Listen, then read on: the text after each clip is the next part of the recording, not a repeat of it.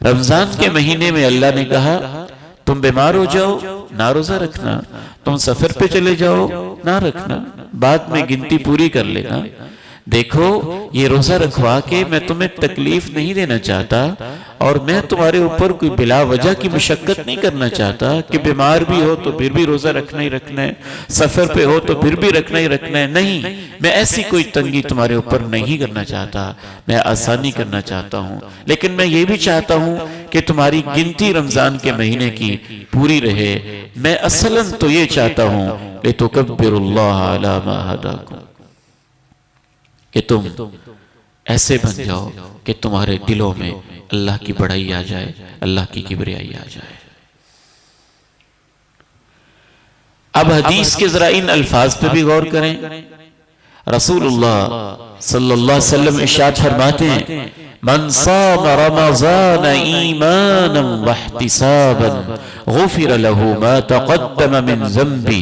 امام کائنات کے ایک ایک لفظ پہ قربان جائیے، رک کے سوچا کریں۔ آپ نے یہ نہیں کہا جو روزہ رکھے گا زندگی کے سارے گناہ معاف ہو جائیں گے، نہیں، آپ کی غلط فہمی ہے کہ روزہ صرف ہم ہی رکھتے ہیں۔ دنیا میں ایسے ایسے لوگ بھی موجود ہیں، ہندوؤں کے جوگیوں کے اندر موجود ہیں، سکھوں کے اندر موجود ہیں، بدھزم کے اندر موجود ہیں، ایسے ایسے لوگ موجود ہیں جو اپنی صحت کے لیے، جو اپنی ڈائٹنگ کے لیے، جو پرہیز کے لیے، اپنی ہیلتھ کے لیے یا کسی اور مقصد کے لیے 40 دن روزے رکھتے ہیں، کئی مہینے روزے رکھتے ہیں۔ امام کائنات علیہ السلام نے ان سارے روزوں کو کینسل کر دیا۔ وہ صحت کے لیے ہے یا پریکٹس کے لیے ہے یا عادت کے لیے ہے یا کسی مقام تک پہنچنے کے لیے ہے یا ریاضت کے لیے ہے، حتیٰ کہ فوج کے اندر ایسی ٹریننگز کے مرحلے آتے ہیں جہاں 3 دن ان کو بھوکا رکھا جاتا ہے، اور کئی ایسی ٹریننگز دنیا کے اندر پائی جاتی ہیں جہاں ہفتہ بھی لوگ بھوکے رہتے ہیں، ان کے لیے کوئی اجر نہیں ہے۔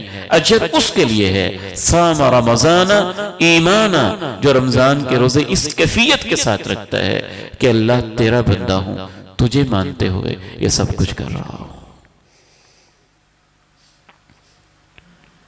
تو پہلا کام رمضان کے اندر ایمان کی تجدید ہے۔